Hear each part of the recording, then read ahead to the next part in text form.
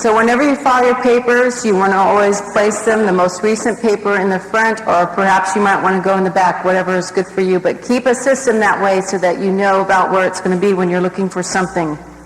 Always keep extra files on hand so that when you need it to create a new file, you have some of them available to you. You want to go through your files 1 to 2 times a year and weed them out. Now, experts say that 80% of what you file, you will not refer to it again. So that's really encouraging, huh? But you know what? I find this percentage not to be true. Because if I'm weeding out through my files, I'm keeping all those things that I use. I really refer to a lot of the things that I keep. And I don't think that expert took an organizational clutter-free class. So if you have, you're going to go through your files much more often. Regarding magazines and catalogs, what I do is I take a magazine and I tear out all of the ideas that I really like. So that goes into my idea file. Or the things, those recipes that I think I'm going to eat, those go in the recipe. And I tear out my magazines, and so everything's filed all the time. Or catalogs. I tear out the things I think would be good for clients or whatever, and I staple the order form to the thing that I liked, and I don't keep the whole thing, because otherwise our cabinets could be really, really full of quite a bit. Now, they say if you have like tons and tons of magazines, you keep 6 months and newer. Anything older than that, go ahead and give them to the hospital and go through those magazines, because a lot of us have stacks of magazines. You will spend weeks trying to go through these things, trying to pick through them, and then you'll get discouraged, and then you'll just leave them there, and then you have clutter. So go through those. So let's talk about incoming mail. You want to open and sort your mail immediately. Otherwise, it's going to stack up on you. Junk mail gets tossed into the rubbish bin immediately. Catalogs or magazines go in your to read or your to read file, or your basket that you're going to have. Bills go into the checkbook or to pay file. So you open up your bills, you biff all the outer envelopes, you staple your bill to its main envelope, so it's all ready to go. Tannen told me, he goes, "Mom, why are ducks never happy?" And I said, "Why, Tannen?" "Because they always have a bill in front of them." So he's going to ask me if I tell you that joke tonight, so. So if your husband wants to be the one to sort out your mail, because there's a lot of women, when we do their homes, the husbands are frustrated because they come home and they go, "Where's the mail?" And she goes, "I don't know," because it's like everywhere, and the kids have taken part of it, and the husbands are like, "You know what, I really want to see the mail." What we usually do is we put a basket on the wall, and then when she just gets the mail and plops it all in there, and he's happy as a lark, nobody's touched it, and it's eliminated a stress between you and your husband. So if that's your situation, there's you an idea. Okay, record keeping. Record keeping, they usually say 7 years to keep your files. Canceled checks, 6 years. Call your accountant and ask him what the time is, because it's always changing. And if I tell you one and then you get rid of it, then I think, oh no. So ask your accountant, how long do I really need to keep all these old tax forms and all that? Usually it's about 6 to 7 years. And let's talk about organizing your paperwork as it comes in. So you have these wire stacked baskets that you can see through on a desk. This is one person's method. Her name is Stephanie Culp. She's an expert on organizing offices. She is great at this kind of stuff. She has lots of different books out, and I highly recommend her. She recommends that you get these wire baskets so you see right through them, and you have a to-do basket, and that's the things that you would, transfer onto your to-do list eventually when you had more time. Then you would have a to-pay basket, in that you're going to file that later at another time, because you're getting all this junk mail, and you're just putting it all this mail, your bills are junk mail, you're putting it all into different places. You have a to-file basket, so that's stuff that you need to file later. You have the to-read basket. And then you have your trash bin, your master calendar, your filing system, and your day timer. And that's all you need to be organized. Be very decisive with your paperwork. Don't allow yourself the for now piles, because what happens, they all add up, and we don't want to do that. File as much as possible. Do not let, also, you don't want to use bulletin boards. I know a lot of moms love big bulletin boards and everybody puts their notes on it and everything. Well, they're not very efficient. You know, sometimes our top priority note gets covered with Johnny's new artwork that week, and all of a sudden we've missed an appointment or something like that. So I don't really recommend bulletin boards at all. They're not efficient. Instead, use your master calendar. That's efficient. So get your paperwork organized this week and clean out your desk. You are going to love it. Now let's talk about our to-do list. Personally, I am a list maker for everything. It is a method that helps me greatly. And the reason I use this, because it frees up my mind. My mind is constantly thinking about things, and I need some room to think. But if I'm always trying to remember all these things that I need to get and do, then I'm weighed down with it. So once I have written my thought down on my to-do list, then my mind is free and I don't have to think about it anymore. So if it's all on paper and I forget that list, I'm in deep trouble, because once I've given it to that paper, I'm not, I don't remember it, and so you have to be careful about that. It helps me to prioritize the things that I need to get done. It helps me to be more efficient with my time. A general list of to-dos reduces all those notes everywhere in your house that you have, and it reduces it all onto one paper, so no longer are you trying to think, you have all these to-dos, and they're all right. You keep transferring it onto that your main to-do list. So this is how you do it. Okay, you have your calendar, your main calendar that you work off of. Okay, anything that requires a specific date goes onto my calendar. I use black ink for all the things that refer to my family and referring to their scheduling. I use blue ink for anything that refers to my children, any of their appointments, their schedules, their school activities, any of that. So when I look down, I know exactly what's going on. Or you can use red ink, one or the two, pick out another color so it's not the same. I have my general to-do list, and that goes into my day timer. That's all the things that I need to do goes into this. My tasks, my errands, calls to make, letters to write. Now, if I have a specific time that I need to make a phone call, because it's a specific time, then I don't put it on my to-do list. It goes on my calendar, because I have to remember to do it on that exact day. Then I have number 3 is to get list, and that's all the things that I'm getting low on, not what I'm out of. So I'm that woman of constant preparedness. And it has all those needed items, like your household items, your things that clothes that you might need to get, whatever. A new toilet, because you need to put a toilet in your bathroom. Number 4, your master list. This is your hubby's honey-do list.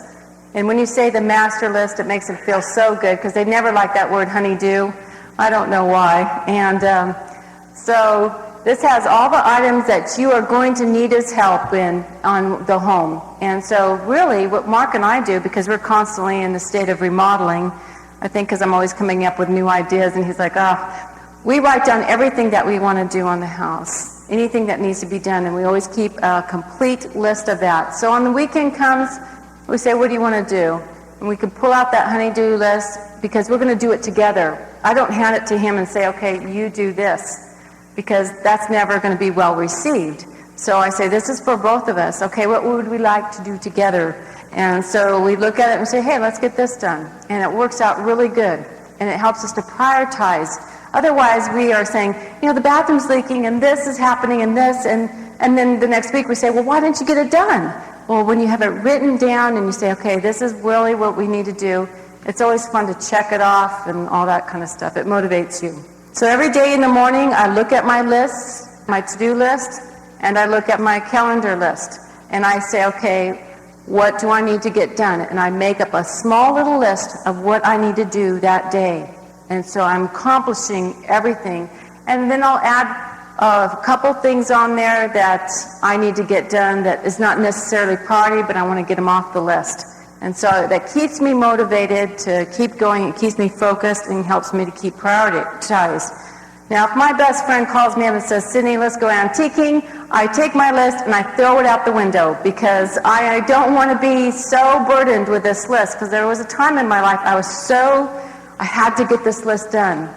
Well, there's no freedom in that. Then all of a sudden you're in bondage to trying to get all this stuff done. So, I'm not a scheduled person, and I don't teach you to be scheduled at all, because I think being free, having freedom and having fun in life is really important. But if I want to stay on top of priorities, this really is a good way of helping out.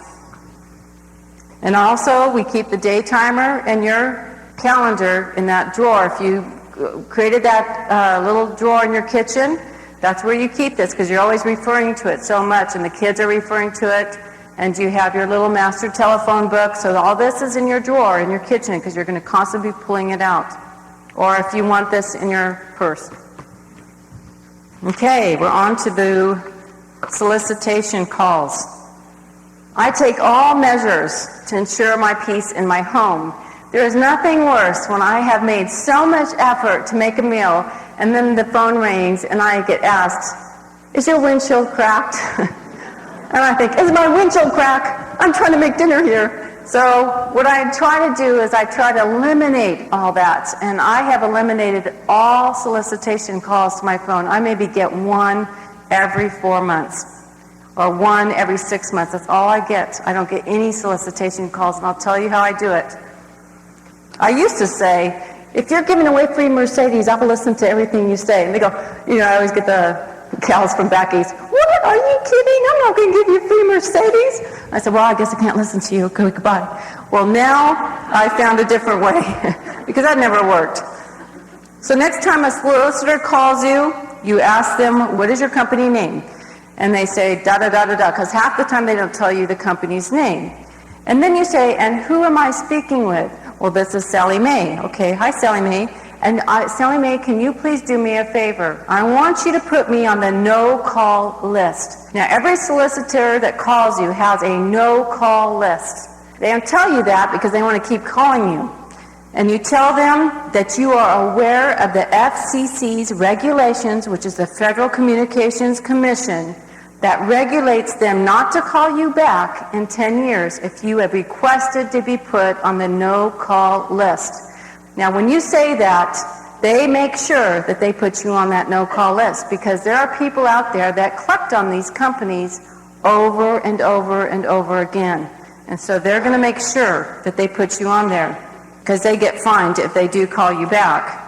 Now, I'm not going to go collect on these companies. I could care less. I'm not going to, and I tell them, okay, and now I know your name and number. I'm on the no-call list. Yes, ma'am. They speak totally different to you when you say, I understand this FCC regulation.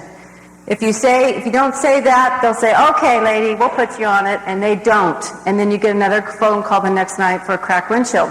So there are also 2 addresses to write as well in your notes.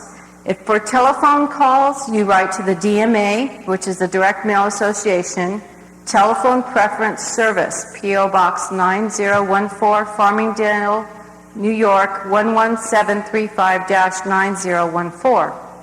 Or for your mail, you do it, because you don't want to get the junk mail as well. Mail Preference Service, Direct Mail Association, P.O. Box 9008, Farmingdale, New York 11735, or call 212-768-7277. Now, when you write these 2 companies, you want to write a written request to have your name removed from the National Telephone Sales List. So you send your name in all the variations that you can possibly think of. Mr. and Mrs. Mark Laundere, Sydney Laundere, or Mark Laundere, or Mrs. Sydney Goofball. Anything that you can think of that you think you're going to get a letter from, then you write it down. You say, these are the names I don't want you to write me on. And you give your full address and your full telephone number with an area code. Now, it may take a few months for these services to start working, but once they do, it works for about up to 5 years. And there's no fee to do this. It's just a service. Now, unless you do something to put yourself back into that system, like warranty cards that you send in, which you really don't need to send in, they're still, your item's still just as good whether you send it in or not. Catalog orders, telephone purchases, magazine subscriptions, and credit card companies will sometimes throw you back on that list. So every time that I start remotely getting anything coming in, I just write them a quick note and send it back off to that company. And you want to make sure that you, when you do some of these things, you just say, please do not put me on the list that you sell. Because sometimes you'll buy something and then they'll sell your name to another company and all of a sudden you're getting catalogs from someone you don't even know. And it really, really works. Okay, let's talk about the garage. Let me tell you a story. The car that had a garage. There was a happy car named Betsy who lived in an uncluttered garage. Until one day the owners started putting piles of stuff here and there. The piles started to crowd around the old car. Some of it would scratch at her paint job, which always made her owners so sad. But the owners kept bringing more and more things into the garage. It was getting harder and harder for the old car Betsy to fit into her space. And then that day came and her owners started parking her out onto the street.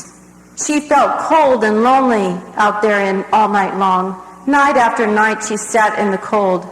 She no longer had that sparkle in her paint job.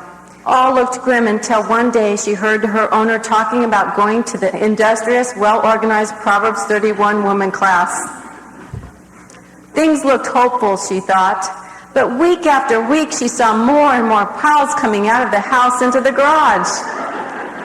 It all became so discouraging. She was beginning to wish that she could be sold to a newlywed couple who would own very little. Then she would have a garage again to stay in. Well, when the next week came, and much to her surprise, both of her owners were loading her down with all those piles in the garage.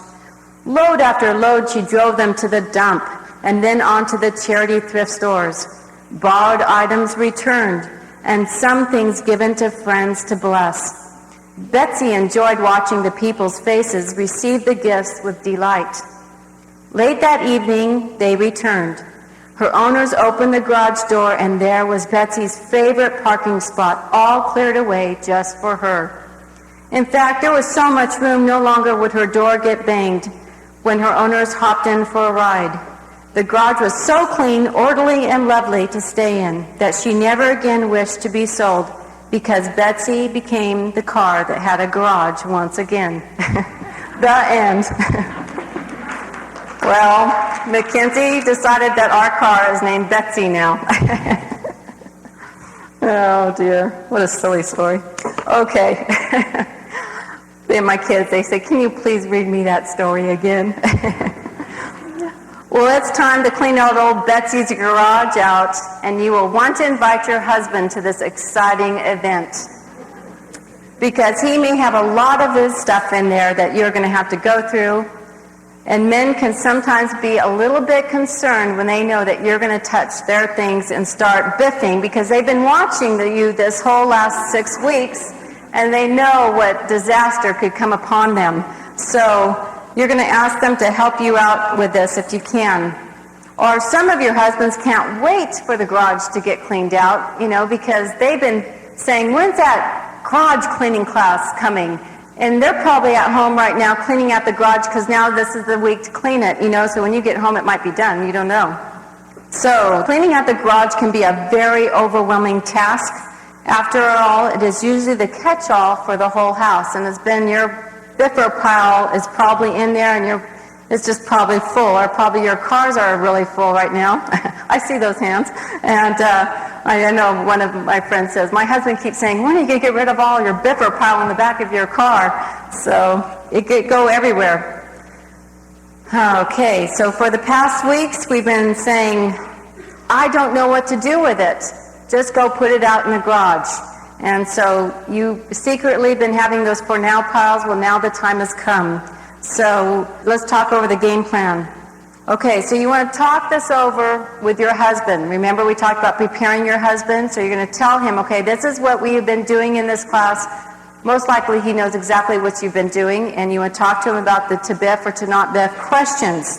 And you might want to start off with prayer, because that, it just seems like it's a time that you and your husband are just going to end up in a discussion that's a little bit more serious than others. When I cleaned out the garage with Mark last year when we were doing this, he was so funny. I mean, he lives with me. He knows how I am. And we were cleaning it out, and he's like, he's getting all frustrated with me. I said, Mark, you are not being a very good example. He goes, Sydney, I'm just afraid you're going to make it so sterile, and you're just going to take everything out, and, it's just going to look like our house. And I said, I won't do that to you. And, but, it is his space. He tells everybody that he's my organizationally challenged husband, but he's changing. So anyways, you want to keep in mind that you have a servant heart about this. And remember that the stuff in your garage is hay, wood, and stubble, just like the Bible talks about. It's temporal. So if you get in a little bit of heated situation, back off. Keep a positive attitude. Don't press it. He'll come around later. We want to enjoy this kind of thing. We don't want to get into something that can be frustrating to your husband. Now, if your husband does not want to participate, and he says, I don't want to clean it out, then you go clean it out with a good attitude and just go ahead and do it. And he'll hear you out there, and he can't help himself to come out there most likely. I have a friend that says, well, I just act real helpless every time my husband, when I want to do something, I kind of hammer the nail in crooked, and then he goes, give me that hammer. Well, maybe you want to get out there and kind of, damn small in distress kind of thing, and maybe he'll come out there and help you. So let's start. You want to start this project in the morning, because it's usually an all-day event. Right now you're going to probably put your winter coats on, or you're going to wait till spring to do it. I don't know. For some of you with the garage that you may have, it might take you all week, but go for it. Get sitters for your little ones. You might want to, because you don't want to have those few as interruptions as possible. If your husband does not want to participate, ask him to invite a friend over and let them go have tea, and so that he's taken care of, so he's not out there every 5 minutes looking at the biffer pile, because he's going to start wanting to rummage through it. You want to start by pulling everything out of the garage. That is things that you borrowed, things that go to charity, things that need to go to the dump right away, things that you need to give to someone. And you take those things out, because those have all been decided upon, and you already know your biffer pile, and you need to make some space in there to be able to work in there. So you just take those out of your garage and put them out to the side, because you're going to deal with that day, and they're not going to be going back in. You want to determine which side of the garage do you want the majority of your stuff to be in. So you decide what side is Betsy's, and you decide what stuff is your storage area, because you don't want to wrap everything around old Betsy. If you can make one side of the garage more for that, it will be helpful to you. So that would be for your shelves, your workbench if you're going to have one. Your storage area is going to go on the opposite side of Betsy. Now there's two methods to clean out your garage. Number one method is, now that you have determined what majority of the majority of your garage items are going to be, you clear out that side completely, so that you can start working and start putting the things that you're going to keep onto that side. Now, if you need some shelves, this is a good time to go down and buy some of those heavy-duty industrial shelves, so that you could put those up, so then you could get your containers. The heavy-duty Rubbermaid containers are good for this. This is what I usually get for up here in Idaho for outside, because the clear plastic Sterilites, if they get knocked and the plastic's cold on them, they crack. But if these get bumped, they do not. So that's something to keep in mind. So whatever side you decide to clean out, you work always a clockwise fashion around your room, including your rafters. And now, if you have things in your rafters, I usually try to get those things down first, because they have so much dirt and everything, and you're trying to clean up, and then if you take this down, then you're going to make your garage all dirty again. And go through your rafter things and take those things out. And you'll ask yourself all those questions on your week note 1 notes, to biff or not to biff questions. Now, what is the worst thing that would happen if you were to get rid of a questionable item? Because when it comes to the garage, when you have 3 toilet seats, what is the worst thing that's going to happen if you just went ahead and got rid of all 3 of those toilet seats? Because we always keep all these things for what ifs. Well, the worst thing is that you're going to spend another $10 and go buy a nice brand new one. And so you have to think sometimes this way. Do you really want to store all these things that you've been having all these years, and how often do you need new toilet seats? Is it replaceable? If it is replaceable, get rid of it, and it's no big deal. So you get all your containers or bags together, your biffer box, rubbish bin, to-do box. There's going to be probably a lot of things to put in the to-do box when it comes to a garage, your put elsewhere box, your memory box. And if your husband is helping out, explain the system to him again. Okay. Method 2. So you've already been, so do you understand what I'm saying? Okay, you understand. Okay, method 2 is to pull everything out of the garage onto the driveway.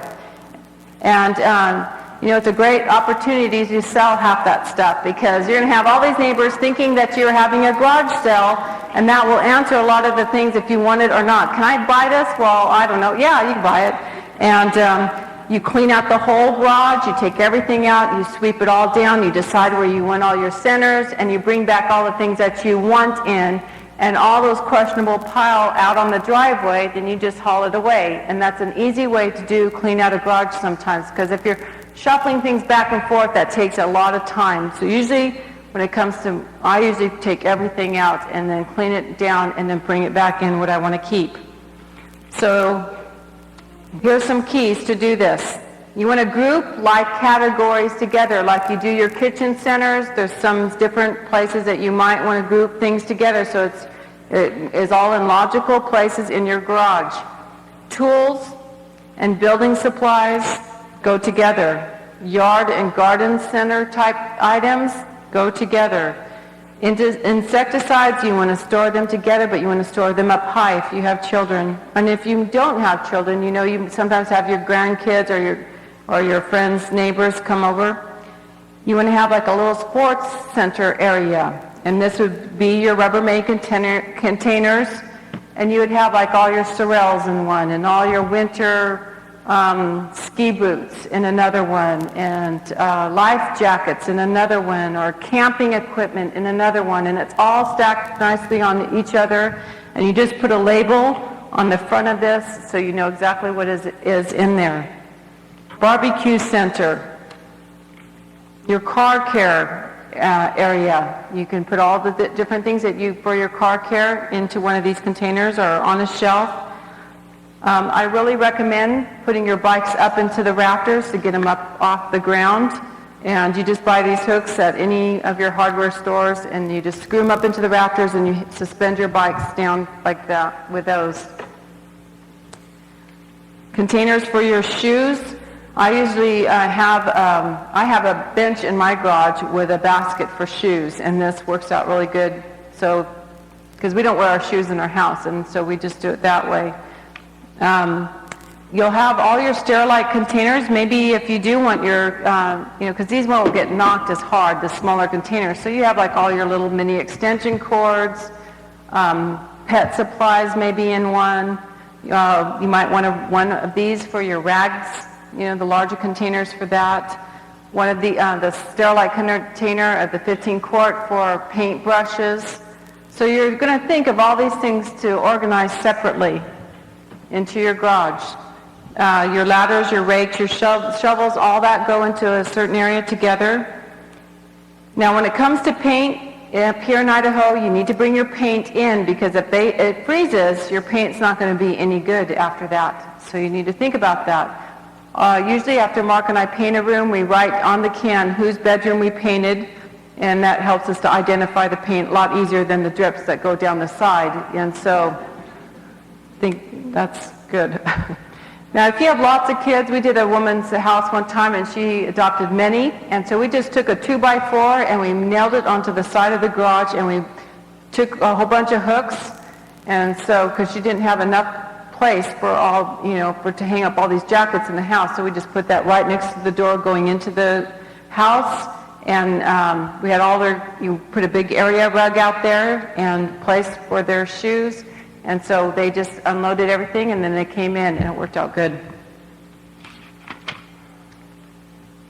How about those extra refrigerators or freezers in your house and your garage that you have out there? Now that you know that freezer food doesn't last as long as you think, are you really going over those freezer foods, rotating it way more often than you think that you need to? And so is that extra refrigerator really needed, or is that extra freezer really needed in your garage if you're now rotating your food far more often? If you're not, then find someone that needs a refrigerator and bless them. Okay, how about your car? How it leaks. Sawdust is a great absorber for car oil that leaks onto the concrete. Also, cat litter is a great one to absorb.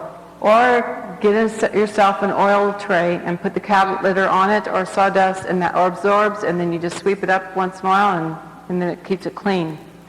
Take your newspapers to the recycling bin. Do not allow your garage to become a storage unit for things that you're not really going to use. Keep the things that you're really going to use. We've been saying that over and over. Or things that you're going to have plans for. You want to go through all the things in your garage. You know, all those unpacked boxes that you've had in there for the last 10 years that you haven't gone through. Now's the time to go through them.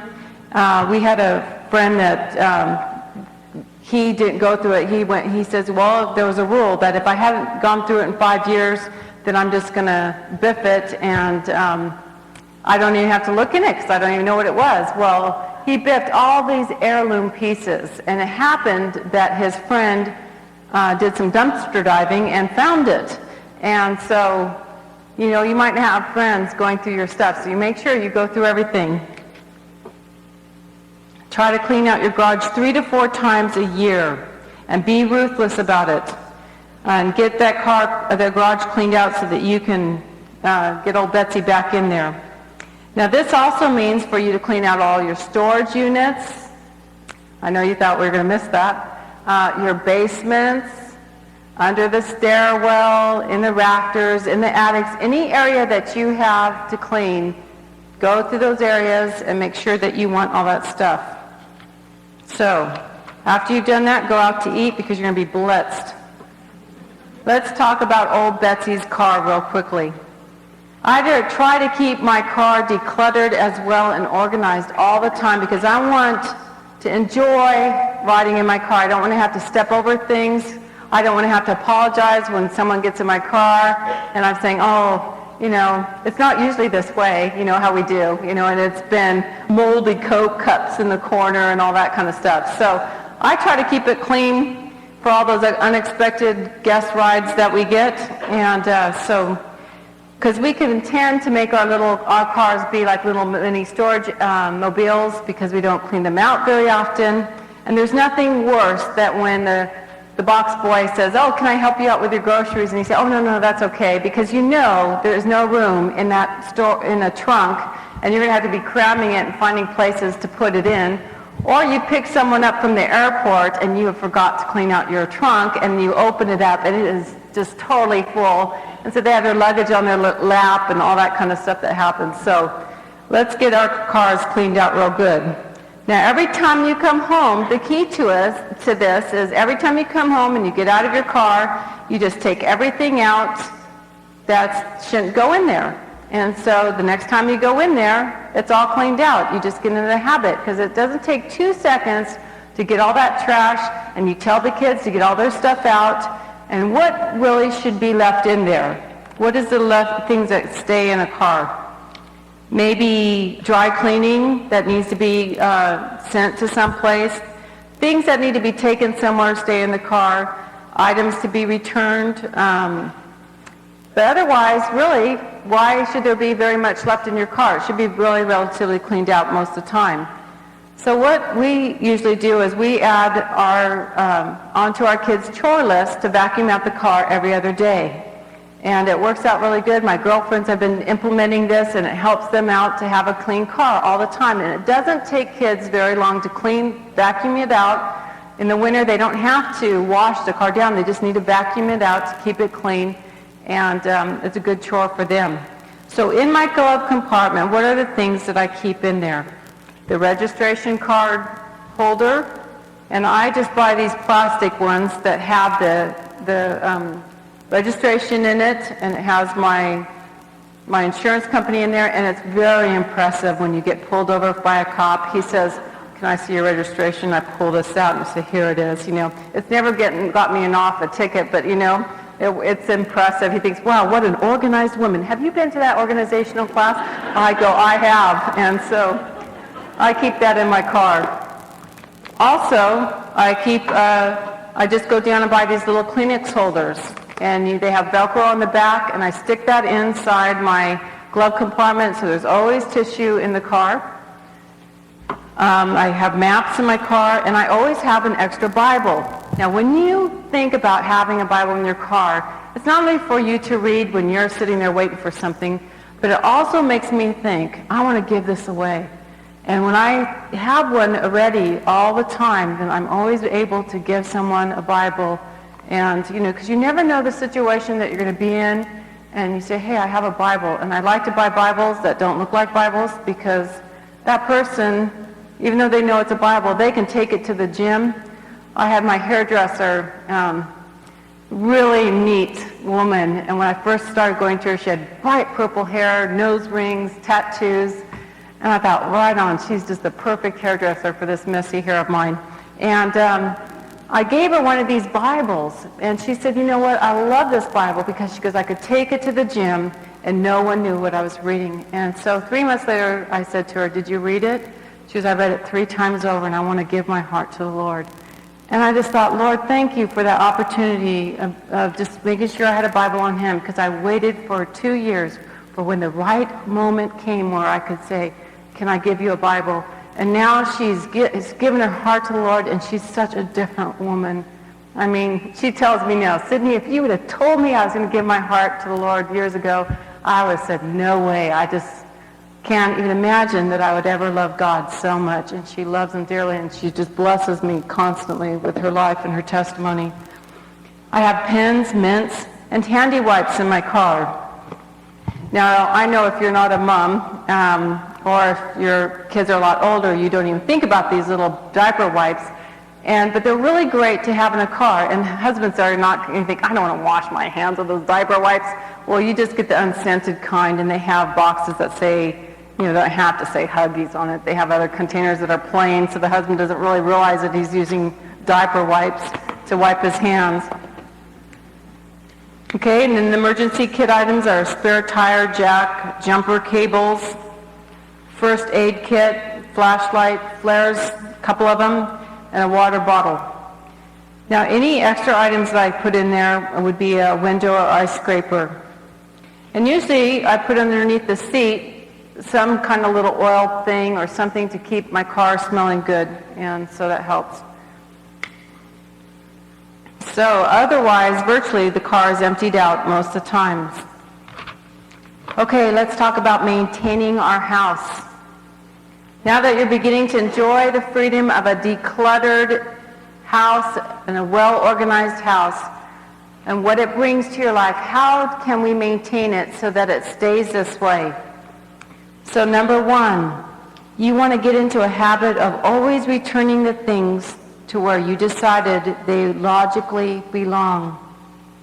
So you teach all the members of the household to do this over and over again. This is where the scissors go. This is where you put them back when you take them out.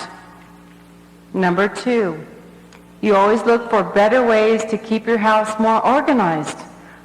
There's so many organizational books out there. There's so many methods on how to do this. And so it took me years to find a system that I thought would work. And so I'm always looking for better ways to keep my house more organized. Number 3, always keep a biffer box going in your garage. This way, as you go through your home, you're constantly asking yourself, do I really want this item? Can I get rid of it? I have a biffer box going, and I just pop it in there, and I can get rid of it when I have a chance to go to the charity or to the thrift store. The less I have, the easier it is to maintain my home. Number 4, Get on a cleaning system, and you want to customize it to your schedule. So maybe your cleaning system might be in the morning every morning, your little once-over, getting everything clean, and your deep clean might be every week, week and a half. Get on a system that works for you so that you're constantly taking care of your home. You want to see if you could get your family involved in this. Create a chore system for your children because you're teaching them responsibility and how to work. You might want to encourage your husband to help out, if you can. Sometimes husbands like to participate. Number 5, you want to keep those for now piles eliminated in your house. You want to keep being decisive.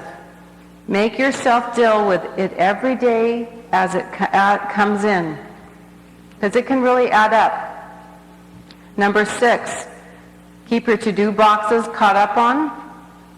Number 7, try to go through your home thoroughly at least once a year, better yet twice a year. Number 8, be careful what you buy from now on. Purchase off your priority need list. Think of quality versus quantity. Do I like it at least 70% worth? Do not buy something just because it's on sale and it seems like a good buy, but you really don't like it or really need it. Sometimes you might, want to look at it and think, I really like that. Go home for 24 hours and say, if you keep thinking about it for 24 hours, then go back and buy it. I've had so many people say this class has wrecked their spending habits, but they're thankful for it at the same time. Number 9, the success to keep your home maintained is based on it being a priority to you. Number 10, most of all, keep a positive servant's heart. Keep a positive attitude towards your responsibilities of the home, knowing that your home will bless all those who enter it, because you've become a Proverbs 31 woman. You've become a woman of excellence. You love God. You love your husband. You're a nurturing mom. You're compassionate to others. You're discerning. You seek wisdom. You're generous, a giver. You're responsible and capable. You're industrious, a hard worker. You're diligent and productive. You're organized. You're efficient. You're a good steward. You're highly esteemed. You're inwardly very beautiful and outwardly very beautiful. You're regal. You are faithful. You are blessed. You're a woman of excellence, a Proverbs 31 woman. You've become that. You've studied her out. You've surrendered your heart, and you've asked the Lord, make me into this woman, God. And he has done that. Homework this week is clean out your purse, get your paperwork filed, get old Betsy cleaned out, and make a space for her in their garage. Bless and serve your family with joy, and love Jesus with all your heart. Father, we thank you again for all that you've been doing in our hearts, Lord. We know that it's you and not us that stirs us to go that direction. And so help us to be responsive to you, God. I pray, God, that we will love you more passionately than we ever have before, God. Make us women of passion towards you, God, and continue to mold us in Proverbs 31 women, Father. And we give you all the glory, God, and all the praise. And we praise you, God. In Jesus' name we pray. Amen. Thank you, and blessings on you.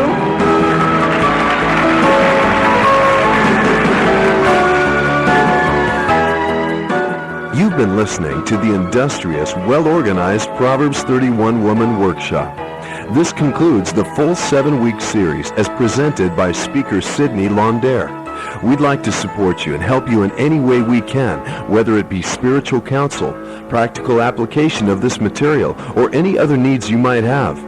Please call us at area code 208-765-0310 or write Sidney directly at P.O. Box 3078, Coeur d'Alene, Idaho 83816.